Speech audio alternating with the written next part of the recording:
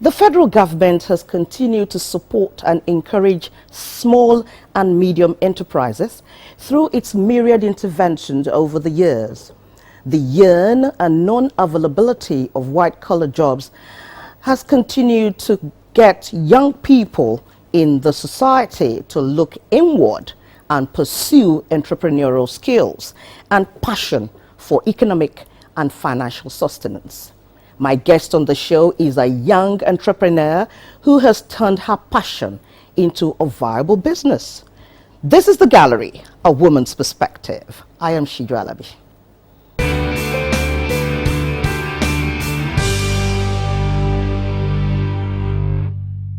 Very creative designs, flavors, and bold colors are some of the features that set CoCakes apart from the rest. Olise Koyenum is a young entrepreneur who has turned passion into profit. Hello and welcome to the show, Olise. I know you will say Koyenum, whichever one, but let's begin with like this.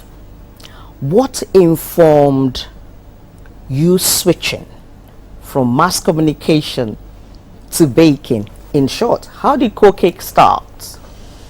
All right, before I begin, I would like to say thank you very much for having me here. I'm so delighted to be on the show. Well, I've had the passion for creating beautiful works, work of art, let's take it that way. So you were a little, artistic. Yes, just a little bit, but I didn't do fine art in full and all. So, and my mom bakes. Yes, so I've always had that interest of baking. Right after secondary school, I've been baking with her at home. So I told myself, I love talking, I love mass communication, but if I don't get to pursue my career as a mass communicator, what else will I do? So I thought about it. I should be able to build one skill beyond just art, which is creating, but something that has to do with what will not affect me being a woman, that I can still do while at home, put the passion of art into it, and still allow me talk to people, influence people, impact people. And I said, yeah, baking is a very wonderful one. I can build my skill in baking. So that was how I walked into the baking industry, and since then you have not looked back. I have not looked back. Now, I will still ask you, how long ago was that? That's about 10 years ago, if I'm correct. Yes. Yes, but you said something, what will allow me be a woman? Now, does that mean at that point in your life, you had already started looking at the possibility of raising a family? Is that what you're referring to, so that you won't be out of the home entirely? Is that part of the reason? Yes, I had that reason because my mom was always around, and I was like, wow, if we can have our mom with us growing up all through till university period, I would also like to be around my children growing up. So I just told myself, whatever I have to do has to be something that won't take me far from the children and that won't take me far from home, that I can still do at home, still take care of the family. So I've always had that idea. Great. Now, I've seen some of your works, and I think they are actually outstanding. Thank you now, very much. Tell me something. What defines CoCakes? What sets you apart? Because so many people bake, they design, and even sometimes, some designs are just very nice. The taste aren't that good, So what actually sets you apart? Our slogan is beautiful at sight, sweet to taste. Ooh. As much as we would love to say deliciously tasty, but sweet to taste. So it has to be beautiful, not just beautiful, but it also has to be tasty, nice, soft, yummy. So that was one, that's the major thing about CoCakes. It's not just beautiful, but it's also very, very tasty. I'll tell you what, while I was looking through, I saw a particular design of yours, and that was, or that is, the one that had a palm wine pouring from, you know, a container. And I'm going, how on earth did she achieve this? Tell me about that. I mean, what inspired that? Well, it was a traditional cake done for a lady in Delta State. Okay. It was actually carried to Delta State. Wow. I took, I didn't stand the calabash on the journey, you know. I did the calabash separate, did the base cake separate, and took it all the way to Warri. Then the following day, I went to the village where they used the wedding. So the lady told me she wanted something outstanding, something spectacular, something that people will see and say, wow, this is awesome. When I delivered that cake, I saw another cake there by another baker, a renowned baker, which I've always looked up to. And I saw his cake. I was like, oh my God, this person brought his cake here. How will my cake stand beside his cake? He had cow, jeep, money, everything. Just a flat triangular cake where it had everything you could, dancers, it had everything there. And I was like, wow, mine is just calabash pouring palm wine out of. Will this make a difference? Lo and behold, when the cake was on the table, people kept snapping the cake. Yes. They kept snapping my cake. And I was like, does this cake really stand out? And people were like, you don't know, we've never seen a calabash pouring a palm wine pouring out of a calabash. Yes. It's called gravity defying cake. Okay. You defy gravity. Wow. So you need a very strong structure for the calabash to stay and for the palm wine to pour out. Yeah. And I see so many designs and you know of your cake decoration. And tell me, is it you that just, you know, come up with these designs, or the clients actually do guide you towards what they want? You know, how do you come about creating such beautiful artwork? Okay, some clients come up with the idea. They tell you, I want this, I want that. Just add your own touch and flair to it. But this is what I have in mind. Is it possible you can make this into a cake? And I said, there is nothing impossible. That's because there was one that looked like somebody like maybe the person is a doctor or something, or somebody works in a hospital and it has the pulse drawn on the cake with a stethoscope and all that, and the nurse cap. Interesting. Yes. Well, how about that? Some of them, their profession, I asked them, what do you do? Okay. And they say, so I'm a nurse, I'm a doctor. I'm like, don't worry, I would use your profession. When someone sees the cake, they know what you do. Okay. Like if I were to do a cake for you, for instance, I know what I would do. Oh my, I can't wait. And I'm going to bring it on the show. No problem. Excellent. You know, because we need to understand, because sometimes some people, they're very creative, but they can't put it, you know, put their thoughts to paper like we usually say. Now, we've talked about SMEs. Government has done so much for SME, because this is to encourage, you know, aspiring entrepreneurs like yourself. You said you were preparing your mind. What if I do not get a 9-to-5 job? Yeah. Or, you know, mass comm or journalism job? How do I sustain myself financially? And you had already looked at a passion or something that you liked and you developed it. Now, did you get any financial support from government, or you shouldered the financial burden all by yourself? Not all by myself, I would say. You know, because I already had the idea of what I wanted to do. I always tell myself, there's always a way to cross a river. It's either you swim through, or you take a boat through, or you walk through. There is always a way to get to the other side of the river. I don't feel you would always be stuck at the other end. So I had it in mind that even if I had to do teaching, or I had to do computer training, whatever I had to do to raise money, to go for further training, to enhance my baking skills, and then push the business forward, I would do it. So I went ahead to do other jobs before establishing my business to the point where it is now. And then I had support from my family. My dad encouraged me a lot. My mom also encouraged me. She helped where she could though not financially, that financially, let me put it that way. That's emotional support. Yes, some people will say because your father has money, that's why you can start it.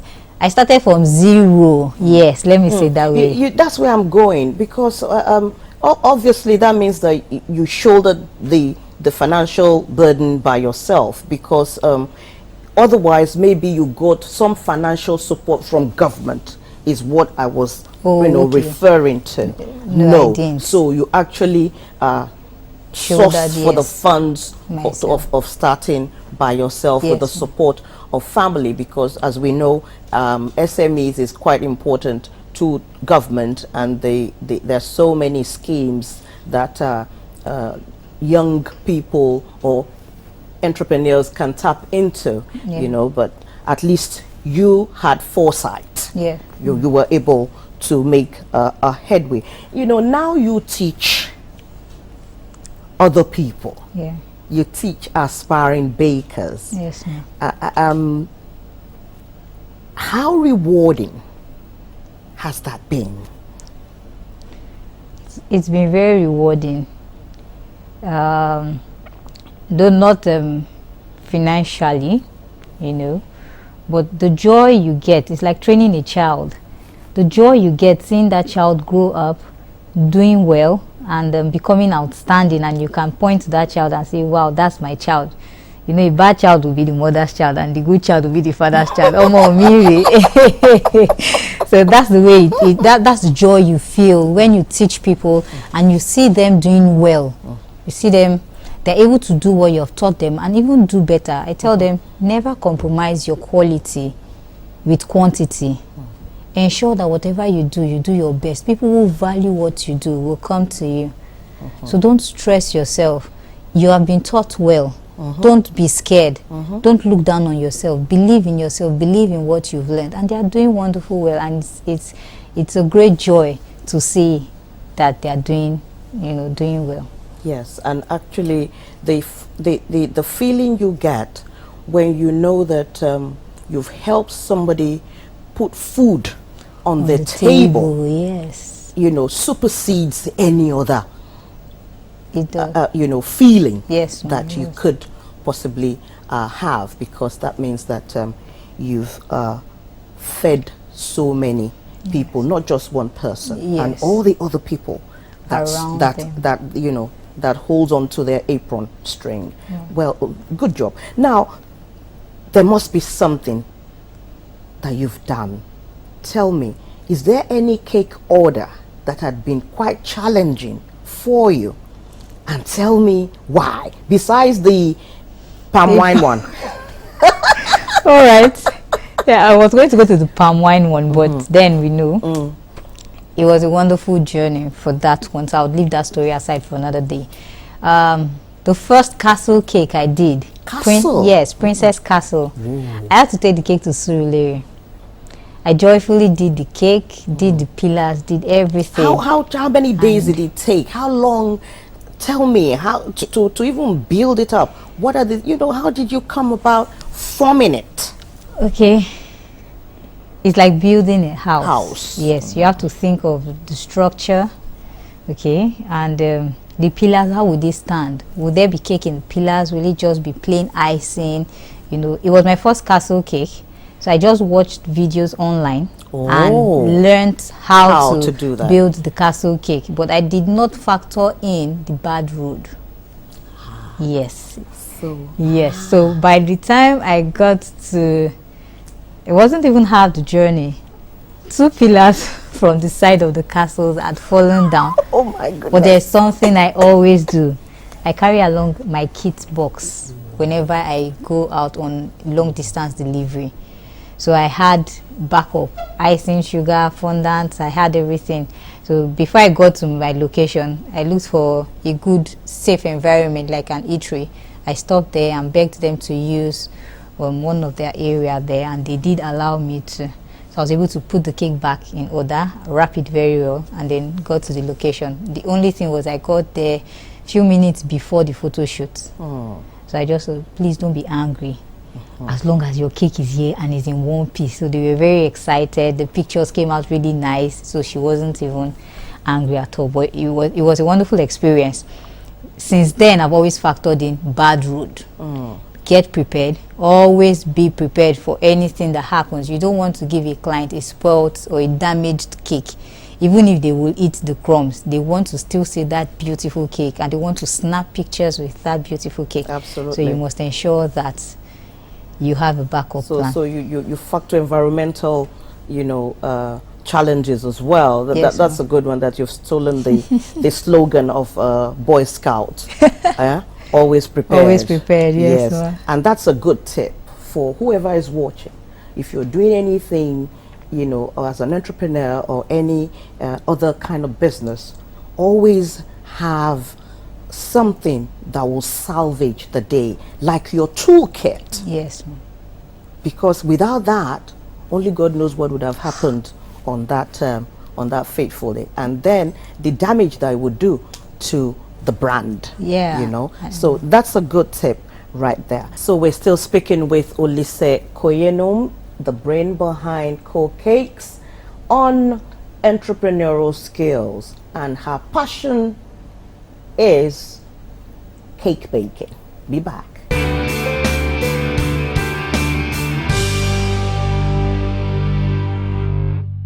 Welcome back. This is The Gallery, a woman's perspective. Now, before we went on that short break, you had been talking to us about your journey concerning your enterprise. Yes, and how after 10 years, you're definitely not going back to journalism, So that's something, and some of the challenges that can come with the kind of work that you do. Now, I want to ask you this. What is your vision for Co-Cakes? I don't like doing 5-10 years. I like doing 2 years. What is your vision for Co-Cakes in 2 years? Okay. When I started Co-Cakes, it was all about doing what I love doing. But over time, impacting people, it has grown. And there's someone I look up to, though he's not a Nigerian. That is, they call him Body. Carlos Bakery. Oh, yes. We watch him on DSTV. Yeah. Yes. So I like that dream, My business has been centered around being close to the family. So I have this vision of running a neighborhood bakery that can put cake on every table for every celebration. It doesn't have to be 5 years, 10 years, 50 years. You can celebrate every birthday. You can celebrate every graduation. You can celebrate naming ceremonies. Every Christmas. Every Christmas. You have cake on the table. That's the dream. So in the next 2 years, I believe my neighborhood, let's start with the neighborhood, though I have a larger vision to expand beyond the neighborhood, but that will mean opening different branches, because we love to make fresh cakes. Yeah, what Body has done is he has brought his family members into the business. Do you understand? Yes. And he does it for, just as you've said, for neighborhood, for friends and all that. And honestly, that is the best network. Friends, associates, colleagues and family. So I think that's in 2 years we want to hopefully see Co-Cakes expand a little more. And if that vision that you have with something that Body has done, I think that will be something really, inspiring for a lot of people. Now that you're talking about neighborhood, you're talking about this, you're talking about going to Delta, all of that. Are you affordable? Yes, we are. Because yes, people must pay for creativity. Yes. So we need to know if you are affordable, reasonable enough, and you don't scare away your clients with your with your figures? We don't. Yes. The thing with cake is every client has different tastes. Absolutely. And you can make your cake affordable and still look beautiful and still make it very yummy. The thing is, ensure that you put a smile on everyone's face. So I do not mind making a cake for as low as 5,500. Okay, but just to ensure that people can smile and celebrate and have a yummy cake to eat and a beautiful cake. We thank God for technology and innovation. You know, we now put those ideas into cake, so you don't have to stress yourself creating like the suspending calabash pouring palm wine out. Now you can print and use non-edible print because edible print is expensive. You can eat it. It's like wafers. You edible, print what did you call edible it? print. Edible print. Yes, you what print is it the made person. of? You wafer paper. You print with edible food coloring. Using a printing machine on wafers paper. Then you place it on the cake. So when you cut the cake, you can eat the printing with the cake. But so you can use people's pictures. Yes. And all that. And anything you want. If you want to create this room on the cake, you can build the cake to look like this room, exactly like this, and then print all the sides and then place it on the cake, and the cake will look just like this room. That is my challenge for you. So that when we celebrate the gallery, we will have that kind of cake showing our set. No problem. We're up to the task. Excellent. Before we call it a day, any encouraging words for aspiring entrepreneurs now? Entrepreneurs in general. Okay. Do not give up on your dream. Be passionate about what you do, because even when you get tired, just because you're passionate about what you do, you don't feel that tiredness. And do not allow finance be the drive force of your business. Do not think it's all about the money. Think about the smile you put on people's face. Think about the impact you're making. Think about the joy you give to people when they get your product. That should be your goal. And when you do that, you would see that it pulls people to buy your products the more, and then the money comes. So do not pursue the money first. Excellent. Excellent. The same thing in broadcasting, you know. Be diligent and very professional and excellent in your job, and then the money will trail you. Money will trail you. Absolutely. Yeah. It's been a wonderful time with you, Olise Koyenum, coming on the show. We wish you safe delivery. Thank you very much. And thank you so much for sharing time and encouraging our young entrepreneurs. Thank you so much for having me. It's still the gallery, a woman's perspective. Be back in a while.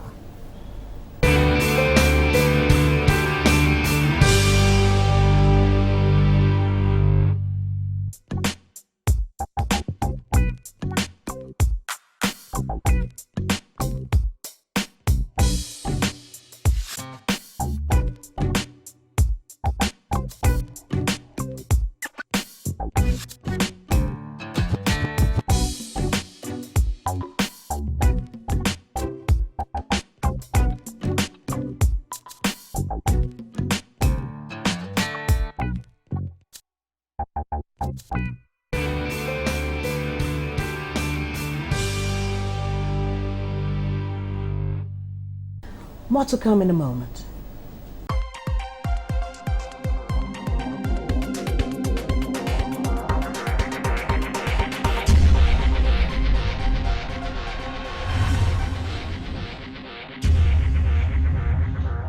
Shola Shobowale, born 26 December 1963, is a Nigerian film actress, screenwriter, director, and producer.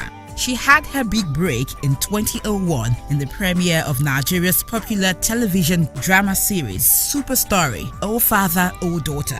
Before shooting into stardom, Shobowale had roles in The Village Headmaster, Mirror in the Sun, and in the Yoruba film Asewo to Remeka. She joined acting through numerous roles in movies produced by Awada Keri Keri Group under the leadership of Adebayo Salami. Over the years, she had scripted, co-scripted, directed and produced several Nigerian films. In 2019, she received the Africa Movie Academy Awards for Best Actress in a Leading Role for her role in 2018 Nigerian film King of Boys.